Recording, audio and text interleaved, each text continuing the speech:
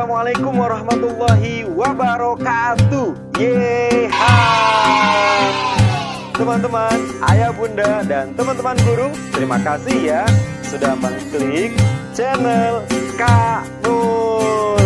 Dan terima kasih juga yang sudah like, share, dan subscribe video-video sebelumnya. Jangan lupa video ini juga loh. Nah, baik, sekarang kita mulai kisah-kisah Islami berikut ini.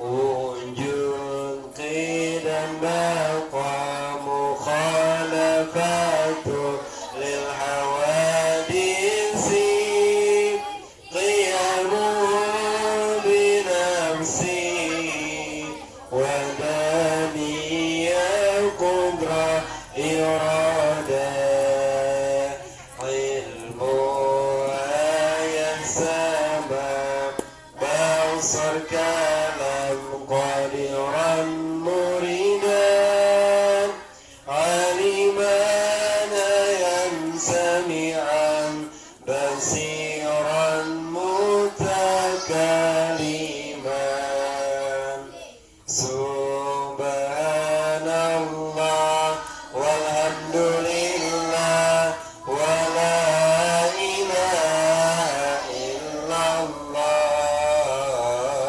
subhanallah walhamdulillah wa la ilaha illallah Allah Allah Allah ya Allah semuanya Allah Allah ya Allah. Assalamualaikum warahmatullahi wabarakatuh.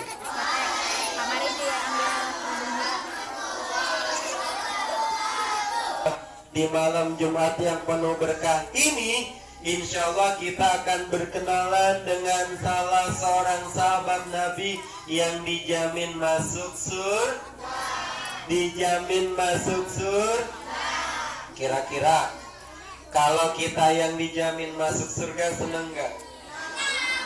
Hei Bahri, kau dijamin masuk surga, seneng gak Bahri? Hei anak kotrun dada, kalian dijamin surga dijamin masuk surga, seneng gak? Seneng gak? Insya Allah. Ada salah seorang sahabat Nabi namanya Utsman bin Affan. Siapa namanya? Utsman bin Affan sebelum masuk surga beliau sangat sibuk. Sebelum dilanjutin jawab salam yang semangat. Assalamualaikum warahmatullahi wabarakatuh.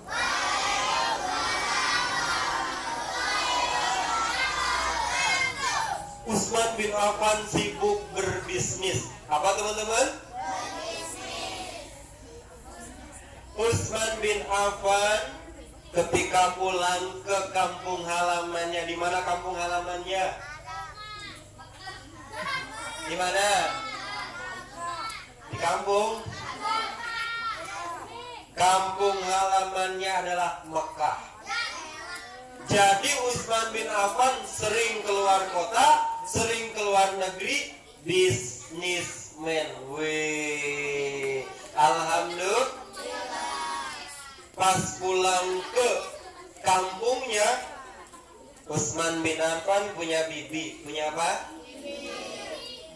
Utsman bin Affan curhat kepada bibinya. Jadi Rasulullah punya putri namanya Ruqayyah. Siapa namanya? Ruqayyah. Utsman bin Affan curhat sama bibinya.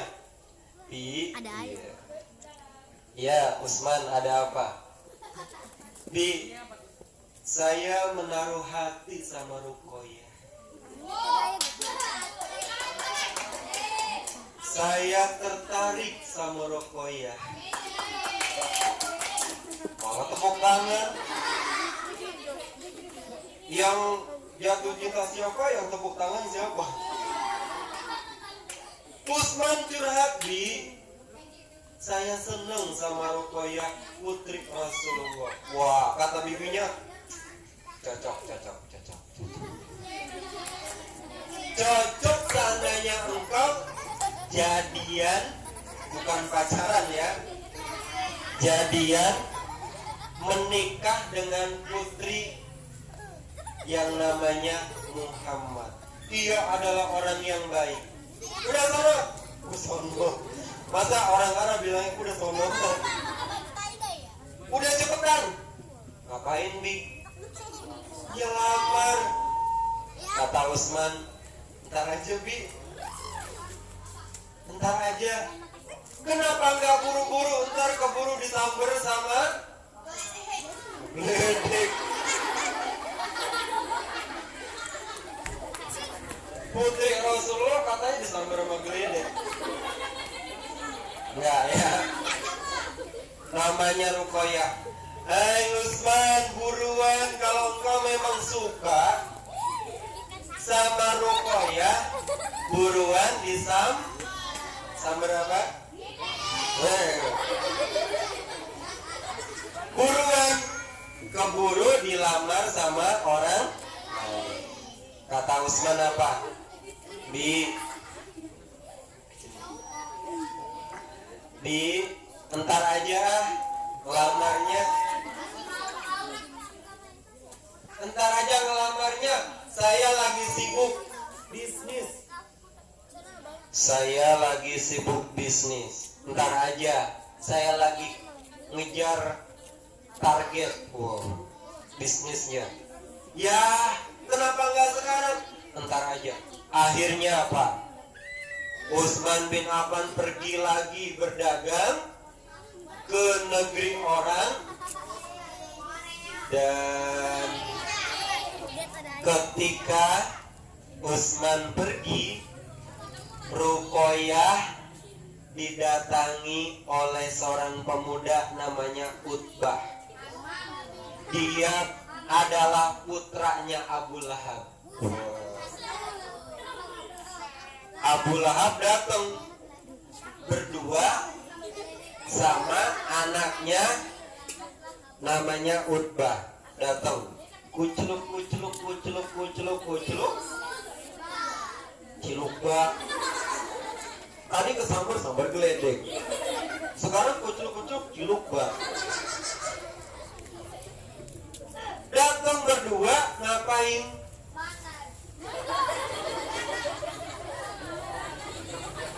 Ternyata mau melamar putrinya Rasulullah, namanya Ruqayyah. Siapa namanya?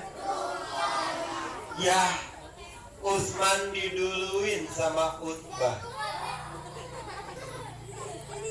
Akhirnya apa? Lamaran Utbah putra Abu Lahab diterima oleh Nabi Muhammad. Waktu itu Nabi Muhammad dakwahnya masih sembunyi-sembunyi, ya. Waktu itu belum terang-terangan. Nah, teman-teman, akhirnya apa? Saat Utsman pulang ke Mekah, dikabarin sama bibinya, wahai keponakanku Utsman. Ya, Bi, saya mau kasih tahu, tolong kau jangan kaget ya. Ada apa, Bi? Kau jangan kaget ya. Ya, ada apa, Bi? Kau senang dengan Ruqayyah? Iya, Bi. Kau ingin melamarnya? Tentu. Sudah terlambat. Kenapa? Ruqayyah sudah dilamar oleh Utbah. Bagaikan petir di siang hari. Petir itu lalu menyambar dia. Nauzubillah, enggak ya? Apa yang terjadi? Utsman yang menaruh suka sama Ruqayyah, ternyata Ruqayyah sudah dilamar oleh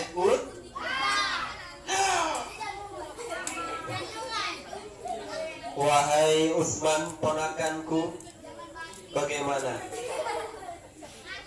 Akhirnya apa? Sedih nggak? Sedih. Sedih. Makanya Pandu, kalau kamu suka langsung lamar.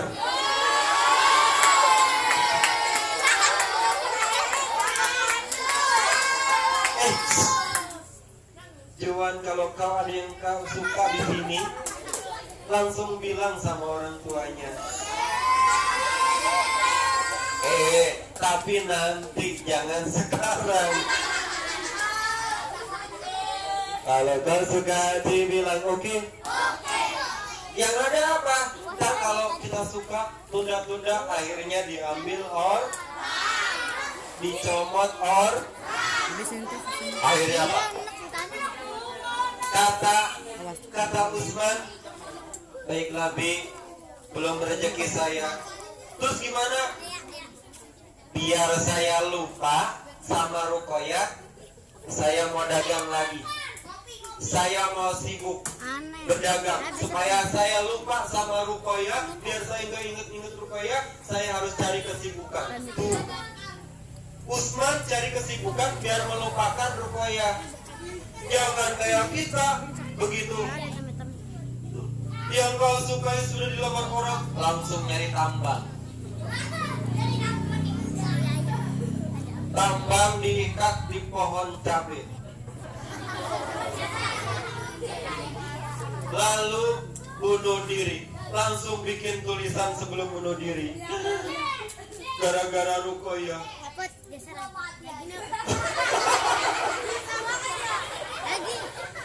Ya. Nah, jangan gara-gara wanita langsung bunuh diri, minum baygon. Minum baygon nggak mati juga, minum teh sisri. Minum teh sisri nggak mati juga. Minum jamu bukannya mati, tambah sehat. Jadi jangan ya gara-gara wanita jadi bunuh diri. Masya Allah. Usman langsung mencari kesibukan, ia berdagang. Nah teman-teman, akhirnya apa? Nabi Muhammad diangkat menjadi nabi dan mengumumkan di sebuah bukit, namanya Bukit Safa. Datanglah Abu Lahab, kucluk, celuk lagi. Nggak denger, ia udah jadi nabi. Abu Lahab itu kan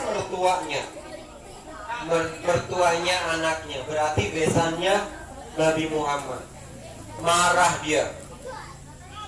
Hei Muhammad, celakalah kau Muhammad. Tebalaka ya Muhammad. Celakalah. Cuman buat ini kami dikumpulkan.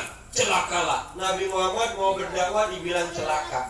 Nabi Muhammad ngajak kebenaran dibilang celaka. Nabi Muhammad diam. Nabi Muhammad diam. Enggak kayak kalian dibilang celakalah kalian. Kalian ngambil apa? Hah?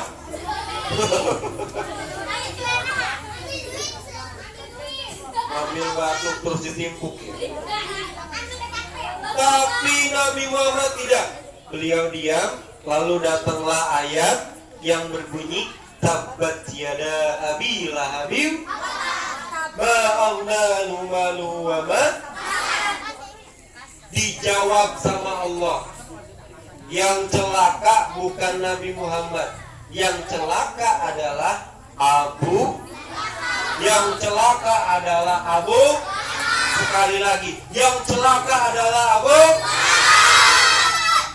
Dikasih tahu, Abu Lahab, kenapa? Yang celaka kata Allah bukannya Muhammad, tapi ente dan istri ente. Wah, nah, teman-teman, setelah jadi nabi dan rasul, Utsman balik lagi ke kampung halaman, yaitu di Pulang dikabarin lagi sama bibinya, "Hai Usman keponakanku, ada apa Bi? Ada kabar baru apa?" "Nah, Muhammad sudah jadi nabi dan rasul." "Apa?" "Iya, Muhammad sudah jadi nabi dan rasul." "Benarkah seperti itu?" "Iya benar. Kalau nggak percaya tanya aja Abu Bakar." Abu Bakar udah masuk Islam duluan. Akhirnya diyakinkan oleh Abu Bakar, Utsman akhirnya mau masuk Islam. Utsman dari dulu nggak mau nyembah berhala, nggak mau mabuk-mabukan. Ia orang yang cerdas, nggak mau nyembah berhala. Dikasih tahu nyembah Allah sama Abu Bakar, akhirnya Utsman masuk Islam. Masih ingat nggak Utsman sama Ruqayyah? Masih ingat nggak? Utsman cinta kepada Allah, akhirnya melupakan cintanya kepada Ruqayyah. Betul? Betul? Ditanya, "Wahai Utsman, kau masih menaruh suka sama Ruqayyah?" Kata Utsman, "Saya lebih cinta kepada Allah dan Rasulnya." Sehingga apa? Utsman move on. Apa teman-teman? Apa teman-teman? Jadi udah gak ada lagi bayangan Ruqayyah. Biasanya kan kalau habis diputusin masih kebayang.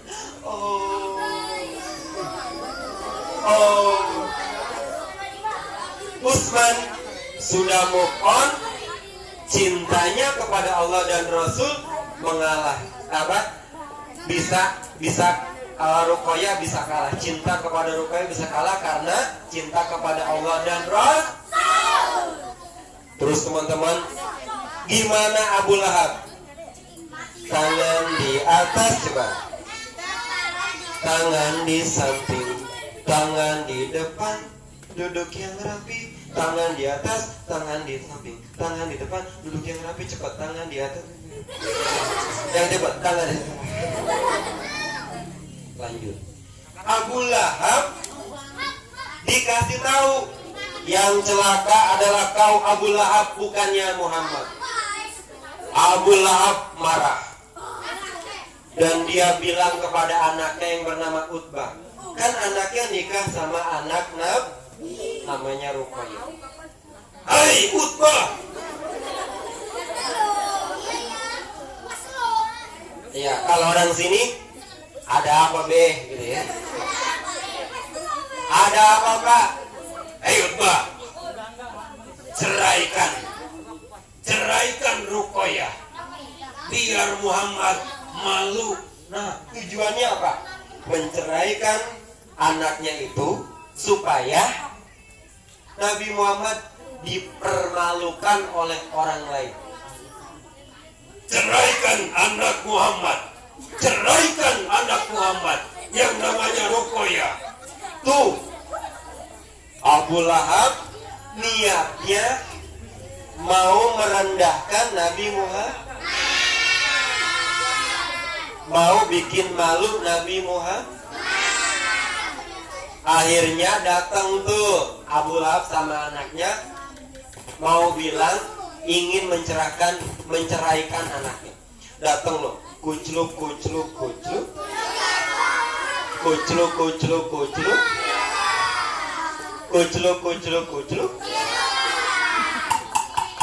datang.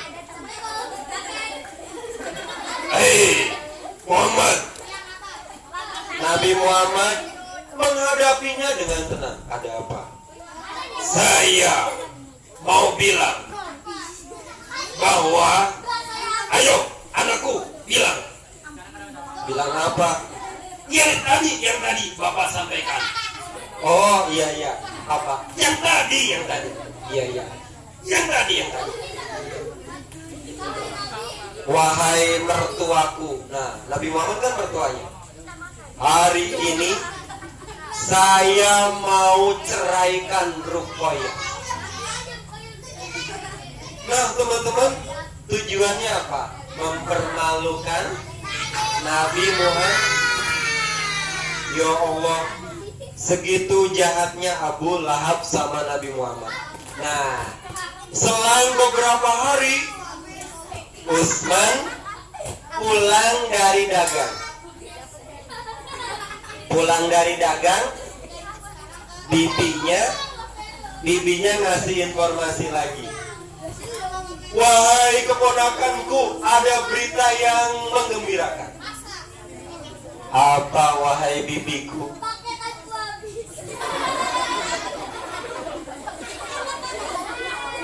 Ya,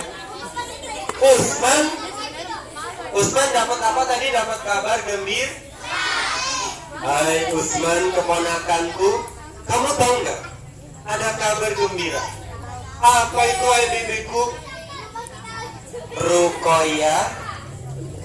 Ruqayyah sudah diceraikan sama Utbah, anaknya Abu Lahab. Dan kalau kamu nggak mau ngelamarnya, ntar keburu dicomot sama orang lain.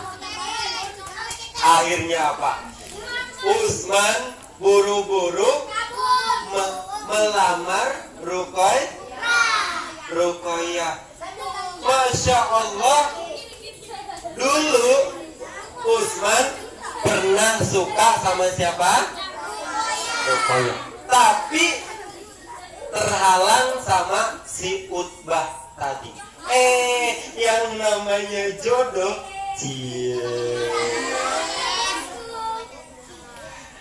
asam di gunung, garam di laut. Kalau udah jodoh, jadinya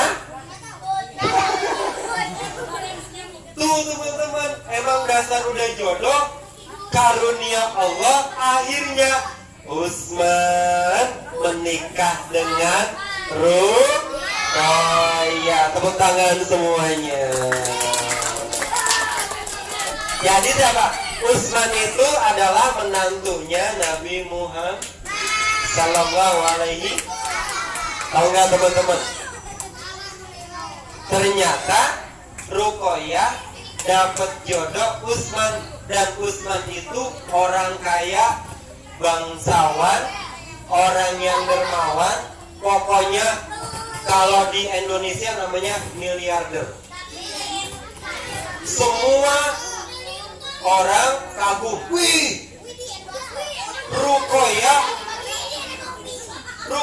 nikah sama orang kaya. Wih, semua kagum. Yang nyesel siapa? Yang nyesel Utbah. Kata Utbah apa? Bapak sih. Bapak sih. Saya disuruh nyerahin Ruqayyah tuh, Ruqayyah akhirnya didapetin sama Utsman. Yang nyesel adalah Utbah. Niatnya mempermalukan, malah Ruqayyah mendapatkan untung besar, memiliki suami orang kaya. Masya Allah. Nah teman-teman, baik, itulah kisah masuk Islamnya Utsman bin Affan dan dapat jodoh anaknya Rasulullah Sallallahu Alaihi. Subhanallah walhamdulillah wa la ilaha illallah. Allah, Allah, Allah, ya Allah. Terima kasih, semoga bermanfaat. Billahi taufiq wal hidayah. Assalamualaikum warahmatullahi wabarakatuh. Demikianlah teman-teman, kisah-kisah Islami bersama Kak Mul. Semoga bermanfaat ya buat Kak Mul sendiri dan buat teman-teman yang ada di seluruh Indonesia. Oh ya teman-teman, nantikan terus ya cerita-cerita Islami lainnya dari Kak Mul dengan terus mengklik channel Kak Mul. Tapi jangan lupa belajar. Oke? Sampai jumpa. Billahi taufiq wal hidayah. Assalamualaikum warahmatullahi wabarakatuh. Yeay.